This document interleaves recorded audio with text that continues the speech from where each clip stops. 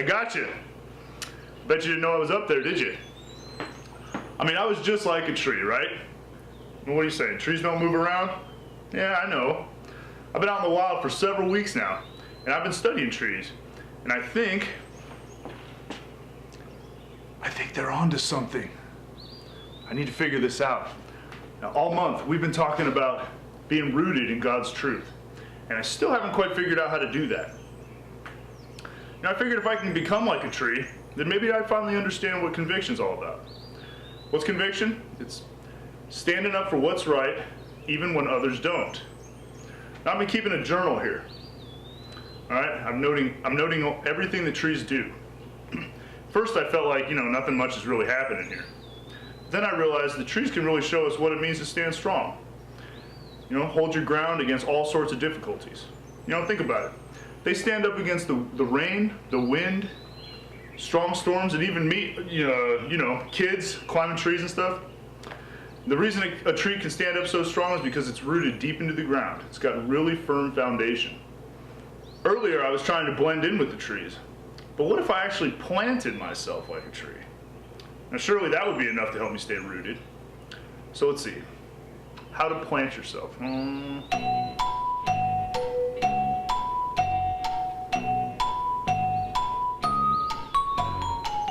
I got it. I will cover my feet in soil. Well, that's convenient.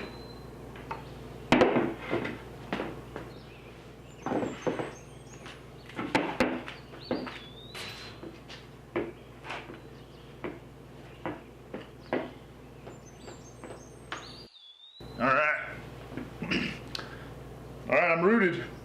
All right, this is pretty cool. I've got branches, and I've got roots. Well, not really.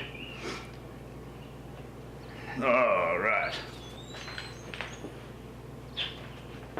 Hey, Derek. How's it going, man? All right. I was having so much fun here, I totally lost track of time. It's time for our story? Sure is, man. You want to join us? Yeah, I'd love to. But I think I should probably go and plant myself or something. That's probably not a bad idea. All right, I'll check back with you later. All right, man. We'll see you, Derek.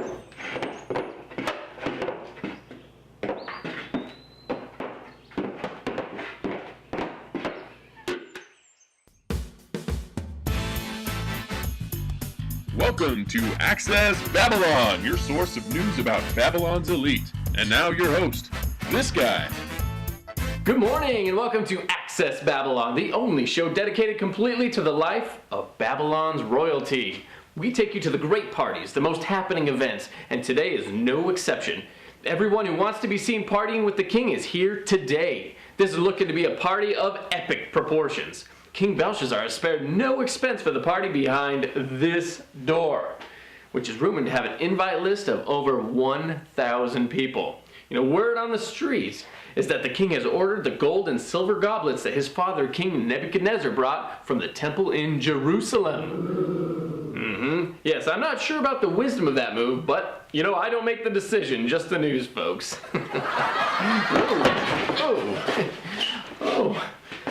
It looks like we have one of the partygoers here.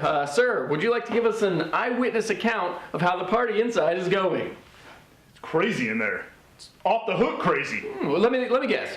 Amazing food, great music, all the coolest celebrities dancing the day away? No. Well, it started that way, but then that's not the kind of crazy I'm talking about. I'm talking like crazy, like spooky. Well, please tell us exactly what you saw.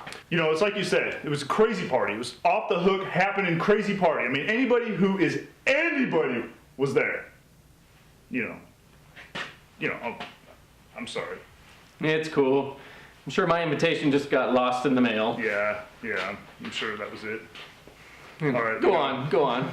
Well, truthfully, this is one party you're probably glad you missed, all right? It's like I was saying, it was all fun and games, and then the king, he brings out these goblets. The goblets from Jerusalem. I knew that was a bad idea.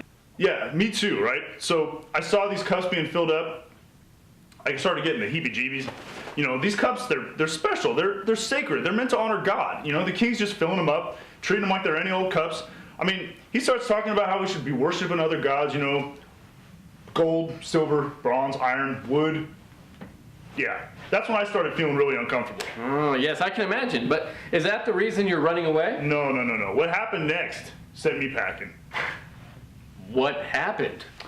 Well, you're not gonna believe this if I tell you, There was this hand started writing on the wall.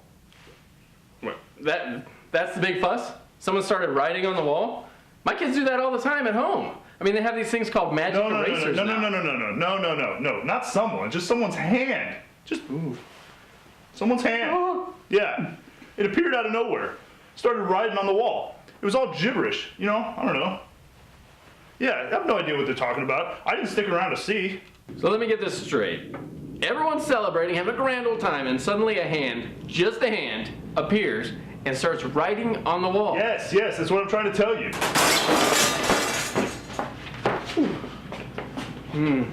Dude, I'm out of here. It's an interesting development there. Well, it looks like I have some more investigating to do, so we're going to end today's show so I can get to the bottom of this party crasher situation. Now, once again, Access Babylon has brought you the breaking royal news you've come to expect from us. Remember, kings are just like us. Until next time. And cut!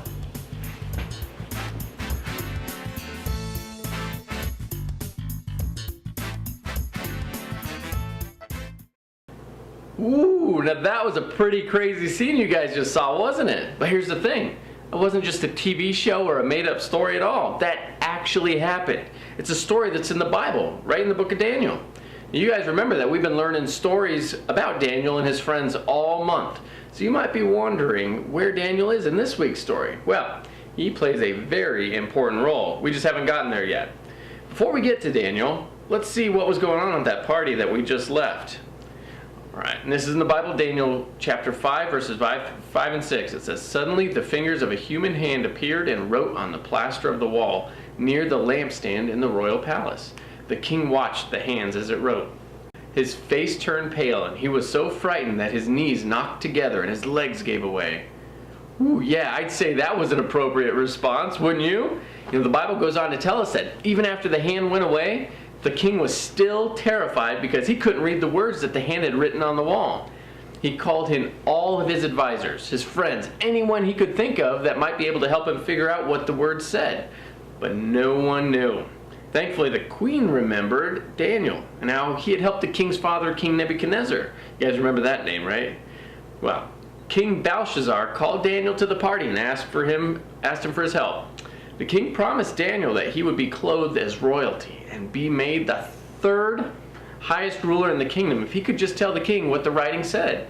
Well, Daniel told the king he didn't need the gifts or the honor, but he would still interpret what the hand had written. I imagine at this point it got really quiet in the room, right? Everyone wanted to hear what Daniel would say. But I also imagine that Daniel wasn't too excited to share the news with King Belshazzar. You see, the news wasn't good at all, but Daniel knew it was important to tell the truth.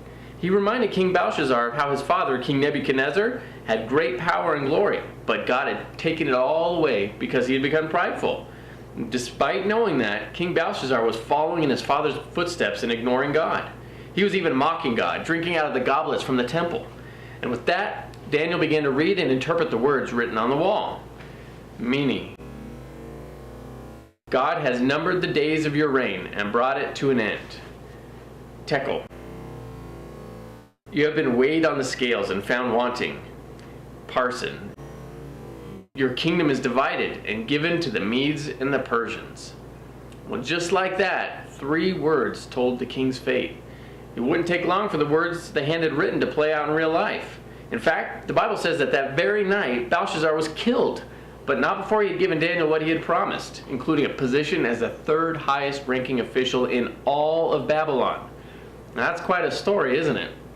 The most impressive thing isn't that Daniel knew what the words meant, but that he chose to tell the truth, which was bad news, to a very powerful king. He chose to do the right thing. After all, he was the only one who knew what those words meant, but he still chose to tell the truth.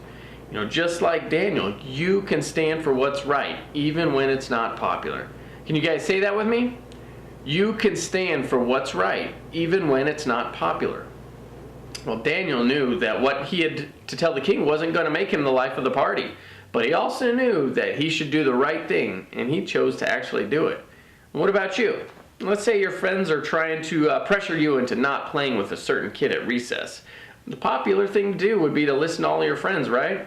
But what would the right thing be to do? That's right. Instead of leaving that kid out, stop and think. I should treat others the way that I want to be treated, and include them in what you're doing. Who knows? You may be the only person who has treated that kid kindly all day, and your friends might even notice that you're a leader, that you'll do the right thing even when it's not popular. Or maybe you have a really cool friend, right, who wants to do something wrong and tells you about it. If you're worried about staying popular or being liked, you might do it. But if you're thinking about wanting to do what's right, you could tell your friend in a loving way why you don't think it's a good idea. The key here is to share your reasons because you care about the other person and want what's best for them. No one likes a know-it-all, even if you're truthful, right? When you tell someone the truth, you got to do it in a kind and a helpful way. And by doing that, you might save your friend from a messy situation. When you stand up for what's right, you might also get the chance to tell others about God and how He's shown up in your life. There's just one more reason to never tire of doing what is right. 2 Thessalonians 3:13. Now, let's ask God to give us the strength we need to stand up for what's right, even when it's not popular. All right, guys? Well, that's it for today's lesson. I'll see you guys next week. Derek, the floor is yours. All right, thanks a lot, David. I was looking over my journal here. I noticed something about trees. Well, my intensive research tells me a tree just stands in the woods. Doesn't have the ability to move around or talk, But usually when we face challenges, we're out in the world. We have to take a stand. We don't want to blend in or anything, trying to hide like I was doing earlier. Instead, we need to stand out from the crowd. Blending in is just like being like everybody else, especially if that means you're not doing the right thing. It's not all it's cracked up to be. After all, people start paying attention to us when we make different and wise choices. It just gives us an opportunity to share our story. To tell people about God, how He gives us strength and wisdom so we can stand for what's right, even when others don't. You guys are going to get a cool reminder of what it is to stand for what's right. All right, it says stand. You can put it on your shoes, you can stick it on your backpack, whatever you think will remind you that you can stand for what's right, even when it's not popular. All right, I hope you guys have an awesome week and a great time standing out in the crowd. All right, time for small groups.